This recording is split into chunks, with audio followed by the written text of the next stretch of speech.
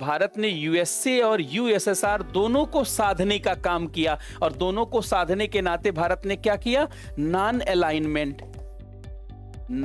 Alignment, गुटनिरपेक्षता को अपनाया। गुटनिरपेक्षता का मतलब जवाहरलाल नेहरू ने, भारत के पहले प्रधानमंत्री जवाहरलाल नेहरू ने संसद भवन में समझाया है कि गुटनिरपेक्षता का क्या मतलब। बहुत लोग कह रहे थे कि तीसरा गुट बना रहे हैं। गुटनिरपेक्षता कोई तीसरा गुट नहीं है। गुटनिरपेक्षता का मतलब दोनों गुटों से समान निकटता।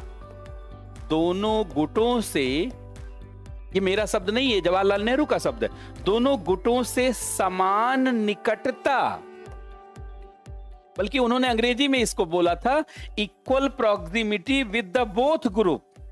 Equal proximity with both group.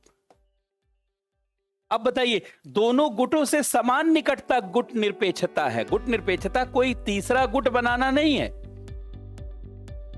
बल्कि गुट निरपेक्षता दोनों गुटों से समान निकटता। क्यों? ताकि इससे पूंजी मिल जाए और इससे तकनीकी मिल जाए और भारत का विकास हो जाए, भारत की नैया पार हो जाए, और कच्चा माल हमारे पास है ही। सब लोग समझ पा रहे हैं?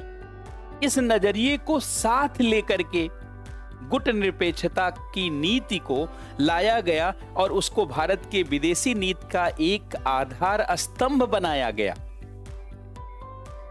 और इसको लेकर के बाद में 1955 में बांडुंग सम्मेलन हुआ इंडोनेशिया में, और वहीं इसका पूरा जानते हैं, पूरी अवधारणा इसकी लाई गई। अब देखिए, जब भारत आजाद हुआ तो पहली दुनिया, फर्स्ट वर्ल्ड, पहली दुनिया थी पूंजीवादी देशों की। पूंजीवादी देश पहली दुनिया कहलाते हैं, और इसका नेतृत्व यूएसए कर रहा था।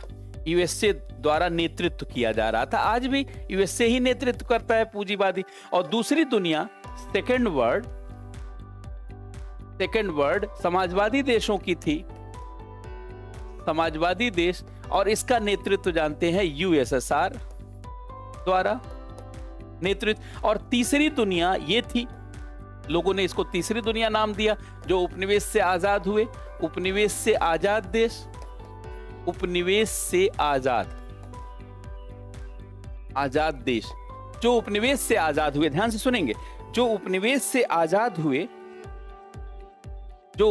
आजाद हुए, जैसे भारत और बहुत सारे देश इसमें थे, तो उनके पास दो ऑप्शन था। एक तो इस गुट के साथ चले जाए, एक तो इस गुट के साथ चले जाए। अगर इसके साथ चले जाएंगे तो आपकी सारी जरूरत पूरी नहीं होगी, और इसके साथ चले जाएंगे तो भी सारी जरूरत पूरी नहीं होगी। अब देखिए, इन्होंने 1949 में इन्होंने क्या बनाया? नाटो बनाया।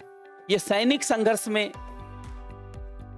जानते ये लोग चले गए थे, और इन्होंने वार्सा पैक्ट बनाया। कब बताइए? इन्होंने वार्सा पैक्ट बनाया 1955 में। जब ये बन गया तब हम लोगों को मैसेज देना जरूरी था कि भाई एक तीसरा। तो 1955 में ही क्या किया गया? 1955 में क्या किया गया? बांडुंग सम्मेलन। देखिए 1955, जरा डेट देखिए, वार्सा पैक्ट कब हुआ? 1955। इसको कम्युनिस्ट सेना कहा जाता है और इसको पूंजीवादी सेना का, ये नाटो अभी भी है, वार्सा पैक्ट तो खत्म हो गया। तो ये 1955 में बांडुंग सम्मेलन हुआ। बांडुंग सम्मेलन हुआ और यहीं पे नाम नॉन अलाइन मूवमेंट की नींव पड़ी। और इस तरीके से जानते हैं, इस तरीके से ये चीज आकार में आई।